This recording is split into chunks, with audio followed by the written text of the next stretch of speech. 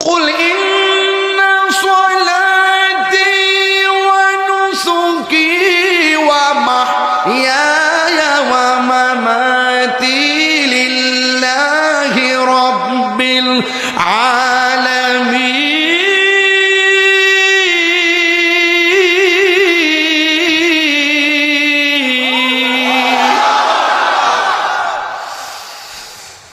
নামাজ পড়তে হবে বিধানকার, আরো বড় করে বিধানকার। আমার জীবন কার জন্য, আমার মরণ কার জন্য, আমার নামাজ কার জন্য? ইন্নী ওয়াজ্জাহতু ওয়াজহিয়া লিল্লাযী ফাতারাস সামাওয়াতি ওয়াল আরদা হানিফা ওয়া মা আনা মিনাল মুশরিকিন। নামাজ পড়ব কার জন্য? আল্লাহ ছাড়া পৃথিবীর কাউকে সেজদা করা যাবে? কাহারো কাছে মাথা নত করা যাবে? সুন্নিরা কি মাজারে যাইয়া সেজদা করে? সুন্নিরা কি মাজারে যাইয়া পূজা করে? সুন্নিরা 1 2 ক্লাস থেকে জানে সেজদা পাওয়ার মালিক হলো কয়জন? তাইলে কেন আপনারা আমাদের দিকে আঙ্গুল দেন? কেন আমাদেরকে টুকা দিয়া ভণ্ড বানাইতে চান, মাজার পূজারে বানাইতে চান? এইগুলা তাহিরিরার কাছে খাবে না। কারণ তাহিরিরা ঘরে বসে শুধুমাত্র ফেসবুকের বক্তা নয়, তাহিরিরা প্রতি রাত্রে লক্ষ লক্ষ মানুষের সামনে কথা বলার বক্তা। এই জন্য আপনি আমাকে একটা মাহফিলের মধ্যে, এই জন্য আপনি মাহফিলের মধ্যে আমাকে বোঝাতে চাচ্ছেন, আমার নাম নিয়ে বলতে চাচ্ছেন আমরা মাজার পূজা করি, প্রশাসনকে নিয়ে দেখাইতেছেন জিকির আজকার বিভিন্ন জিনিস নিয়ে আমাদেরকে একটু কালার করতে চেষ্টা করেন। কিন্তু আমরা কোন রকম ভাবে চেয়ারে বসে গেলে আমরা বুঝাইতে সক্ষম হই আমরা দান্দাবাজ বক্তা নয়। কথা বলেন ঠিক কি না বলেন? সেজদা পাওয়ার মালিককে, আরো বড় করে অনেকে। আল্লাহ ছাড়া কাউকে সেজদা করা যাবে? মাজারে গিয়া সেজদা করা যাবে? মাজারে গিয়ে আমরা জিয়ারত করি, আল্লাহর ঘর মসজিদে যাইয়া ইবাদত করি। কথা বলেন ঠিক কি না? যদি কোনো মাজারের মধ্যে কেউ শরীয়ত বহির্ভূত কাজ করে তারে গাছের মধ্যে বেঁধে রাখতে হবে। যদি কেউ মাজারে যাইয়া গাঞ্জা খায়, ট্যাবলেট খায়, মাজারের মধ্যে যাইয়া যদি নেশা করে, এদেরকে গাছের মধ্যে বাইন্দা প্রশাসনের কাছে দিয়ে দিবেন। কারণ ওই সমস্ত গাঞ্জুটার সাথে আমরা সুন্নিদের কোনো সম্পর্ক নাই।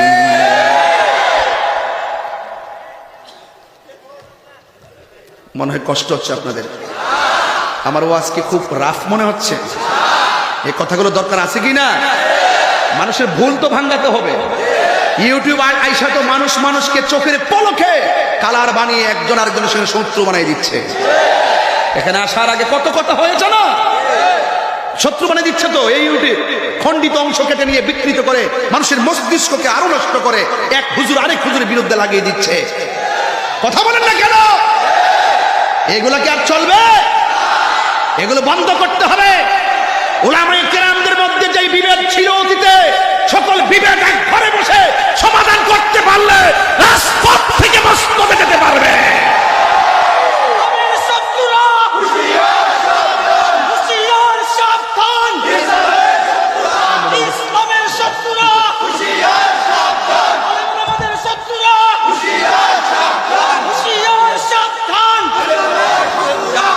আল্লাহু আকবার বলেন।